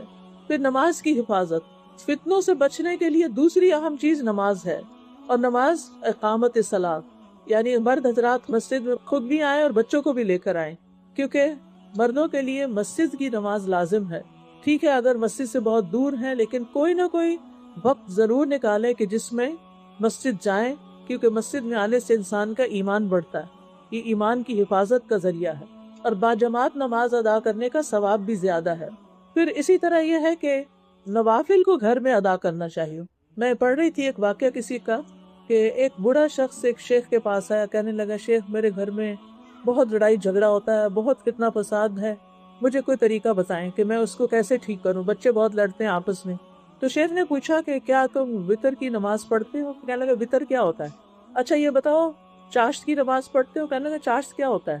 کہا کوئی نفل گھر میں نہیں پڑھتے، وتر گھر میں نہیں پڑھتے؟ کہنے لگا نہیں۔ کہنے لگا اچھا جاؤ وتر پڑھنا شروع کرو، چاشت کی نماز پڑھنا شروع کرو، پھر میرے پاس آنا۔ اور واقعی کچھ دن تک جب ان نمازوں کی پابندی ہوئی تو گھر کے حالات بہتر ہو گئے۔ آج ہم میں سے بہت سے لوگ اپنے گھروں کے اندر بے برکتی کا شکار ہیں۔ گھروں کے اندر نمازوں کو عام کریں، میک شور کہ ہر بالغ بچہ نماز پڑھتا ہو، خود بھی نماز پڑھنے والے ہوں۔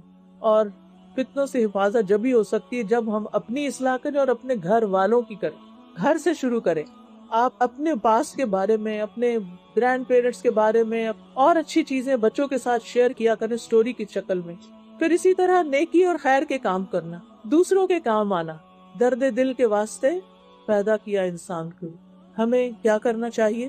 صرف اپنی ذات کے فائدے کے لیے نہیں جینا، اوروں کو بھی فائدہ پہنچانا ہے۔ زندگی کو غنیمت سمجھنا ہے، لوگوں کے لیے وہی پسند کرنا ہے جو اپنے لیے پسند کرنا ہے، لوگوں کو دین کی طرف بلانا ہے۔ پھر اسی طرح صرف کرنے سے نہیں کام چلتا جب تک حرام چیزوں سے بچا نہ جائے، لہذا فتنوں سے بچنے کے لیے حرام اور گناہ کے کاموں کو چھوڑنا ہوگا اور صرف اللہ کے ڈر سے چھوڑنا ہوگا۔ اور پھر اپنے ظاہر سے زیادہ اپنے دل کے خیالات کی حفاظت کرنی ہے، نیگیٹو تھنکنگ سے بچنا ہے، اپنی نظروں کی حفاظت کرنی ہے، اپنی زبان کی حفاظت کرنی ہے، لوگوں پہ بے جا تبصرے نہیں کرنے، خود اپنی ذات سے کسی کو تکلیف نہیں دینا، خواہشات کی پیروی نہیں کرنا، منافقت سے بچنا ہے، اور اپنی ذات کی فکر اپنے ایمان کے حوالے سے کرنی ہے، اور فتنوں کا انکار کرنا ہے۔ پھر نیک لوگوں کا ساتھ اپنانا۔ 3 چیزیں لازم پکڑیں جو آپ کو دنیا میں بھی فائدہ دیں گی اور آخرت میں بھی۔ ان میں سے سب سے پہلی چیز ایمان۔ اپنے ایمان کو کسی قیمت پہ کم نہ ہونے دیں۔ اگر ایمان تھوڑا نیچے ہو رہا ہے نا تو فوراً کوئی ایسا طریقہ اختیار کریں نیکی کے کام کرنے کا جس سے آپ کا ایمان بوسٹ ہو۔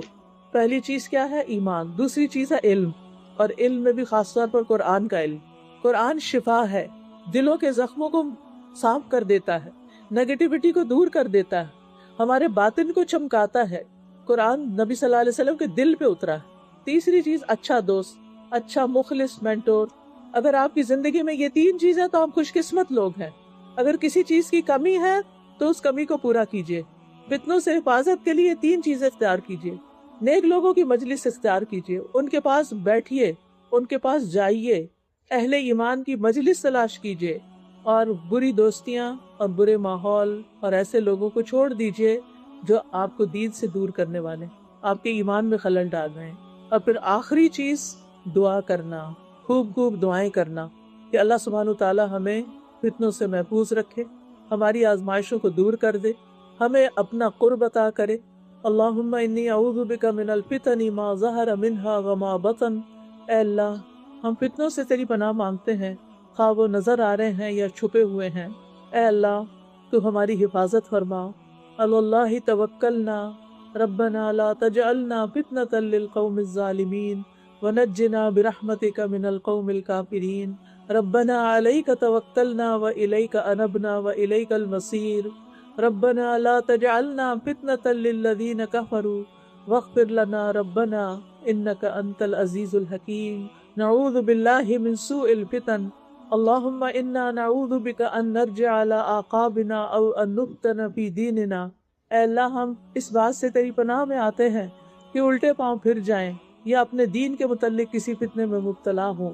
اللہم انا نعوذ بک من عذاب جہنم ونعوذ بک من عذاب القبر ونعوذ بک من فتنة المحیا والممات ونعوذ بک من شر الفتنة المسیح الدجال۔ یا اللہ، ہمیں ظاہری اور باطنی فتنوں سے محفوظ رکھنا۔ یا اللہ، ہمیں مال کے فتنے سے محفوظ رکھنا۔ اللہ، فقر اور غربت اور محتاجی کے فتنے سے محفوظ رکھنا۔ یا اللہ، ہمیں دن اور رات کے فتنوں سے محفوظ رکھنا۔ یا اللہ، دنیا کے فتنے سے محفوظ رکھنا۔ اللہ، گمراہ کن فتنوں میں پڑے بغیر اپنی ملاقات کا شرف عطا کرنا۔ اللہ، دجال کے فتنے سے ہماری حفاظت کرنا۔ اللہم انی اعوذ بک من الکسل والحرم والجبن والبخل وفتنة المسیح الدجال وعذاب القبر۔ اللہم انا نعوذ بک من عذاب القبر ومن فتنة القبر۔ اللہم انا نعوذ بک من فتنة النار وعذاب النار ومن شر الغنى والفقر۔ یا حی یا قیوم برحمتک نستغیث۔ یا اللہ، جتنی بہنیں آئی ہیں ان سب کا آنا قبول فرما۔ یا اللہ، جو کچھ بھی باتیں ہوئی ہیں ان میں سے جو صحیح ہیں وہ ہمارے دلوں پہ اتار دے، ہمارے عمل میں لا دے۔ اگر کوئی بات ناسمجھی میں کہہ دی ہے تو یا اللہ تو اس کو ہم سے دور کر دے، ہمارے سینے سے محو کر دے۔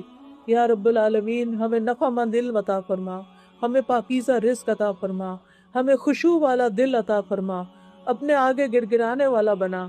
اللہ اپنے پہ توکل کرنا سکھا۔ اللہ تمام بیماروں کو صحت عطا فرما۔ اللہ سب کی اولاد کو ہدایت عطا فرما۔ اللہ سب کی اولاد کو ان کی آنکھوں کی ٹھنڈک بنا۔ یا رب العالمین جتنی بھی بہنیں آئی ہیں ان کے دلوں میں جو دعائیں ہیں، جو نیک تمنائیں ہیں، یا رب ان کو پورا کر دے۔ یا اللہ سب کی مشکلات آسان کر دے۔ یا اللہ سب کے دکھ دور کر دے، سب کے غم دور کر دے، سب کی پریشانیاں دور کر دے۔ یا اللہ ہمیں اپنی اولاد سے آنکھوں کی ٹھنڈک نصیب فرما۔ یا اللہ ہمارے سارے کام آسان فرما دے۔ یا اللہ ہمارے والدین پر اپنی رحمت نازل فرما۔ اللہ ہم سب کو حلال رزق عطا فرما، حرام سے بچا۔ اللہ ہمیں ان کاموں کی توفیق دے جن سے تو راضی ہو جائے۔ اللہ اس مسجد کو بہترین طریقے سے آباد کر دے۔ یا رب العالمین یہ بہت بڑی مسجد بن جائے اور اس میں ہم سب کا حصہ ہو اور سب کے لیے صدقہ جاریہ ہو۔ یا اللہ جو لوگ اس مسجد کا انتظام کر رہے ہیں ان کو بہترین جزائے خیر عطا فرما۔ یا اللہ جنہوں نے اس مجلس کا اہتمام کیا ان کو بھی بہترین جزائے خیر عطا فرما۔ اللہ جو بہنیں چل کے آئی ہیں، سواریوں پہ آئی ہیں، اپنا وقت نکالا ہے، کہ اللہ یہ سب ان کے حق میں نیکی بن جائے اور صدقہ جاریہ بن جائے۔ ربنا تقبل منا انک انت السمیع العلیم وتب علینا انک انت التواب الرحیم وصلی اللہ تعالی علی خیر خلقہ محمد وعلی آلہ واصحابہ واہل بیتہ اجمعین برحمتک یا ارحم الراحمین۔ اچھا یہ بتانا تھا کہ کتاب ہے فتنوں کے دور میں کیا کریں۔ یہ اس میں احادیث لکھی ہوئی ہیں، آپ یہ اپنے پاس پڑھی چاہیے، پاکٹ سائز کتاب ہے۔ ایک ایک حدیث آپ پڑھیں گے تو آپ کو پتہ چلتا جائے گا کہ ہمیں اپنی حفاظت کیسے کرنی ہے۔ پھر اسی طرح یہ ہے کہ ہماری الحمدللہ 7 days a week کلاس ہوتی ہے۔ You are most welcome. آپ کو کچھ خرچ نہیں کرنا، صرف وہاں پہنچنا ہے۔ آپ آئیے، سنیے، بیٹھیے، اور اگر آپ کسی کورس میں داخلہ لینا چاہتے ہیں تو موسٹ ویلکم۔ ہماری زندگی میں بہت سی مشکلات ہوتی ہے، رزق کی تنگی ہوتی ہے، اولاد کی طرف سے پریشانی ہوتی ہے، تو استغفار کے فائدے، یہ کتاب بہت فائدہ مند ہے۔ اس میں آپ کو پتہ چلے گا کہ کیسی کیسی مشکلات استغفار سے حل ہوتی ہیں۔ پھر آپ دیکھیے کہ رزق میں کشادگی کی دعائیں ہیں۔ بعض لوگ اپنے رزق کی طرف سے پریشان ہوتے ہیں تو یہ دعائیں بہت فائدے کی ہیں۔ پھر جو قرض کے بوجھ تلے دبے ہوئے ہیں ان کے لیے یہ دعائیں بہت فائدے کی ہیں، قرض سے نجات کی دعا۔ پھر شکر ادا کرنے سے نعمتیں باقی رہتی ہیں تو یہ اس کی دعائیں ہیں۔ پھر اسی طرح گھروں میں تعلیم کا انتظام ہونا چاہیے، اور اس کے لیے یہ حدیث کی کتابیں اردو اور انگلش دونوں میں، قال رسول اللہ صلی اللہ علیہ وسلم اور 100 احادیث۔ پھر بہت سے لوگ دعائیں پوچھتے ہیں، جنوں سے کیسے بچیں، جادو سے کیسے بچیں، نظر بد سے کیسے بچیں، وسوسوں سے کیسے بچیں، ہمارے بچوں کی پروٹیکشن کیسے ہو۔ یہ کتاب ہر ایک کی ضرورت ہو، ایاک نستعین۔ اس میں یہ سارے ٹاپکس جو ہیں وہ آ جاتے ہیں، لہٰذا اس کتاب کا ہونا ہر جگہ پر بہت ضروری ہے۔ اور صبح و شام کے اذکار کا کارڈ بھی موجود ہے۔ چلیے ٹھیک ہے، جزاکم اللہ خیرا، سبحانک اللہم و بحمدک، اشہد ان لا الہ الا انت، استغفرک و اتوب الیک۔ السلام علیکم و رحمۃ اللہ وبرکاتہ۔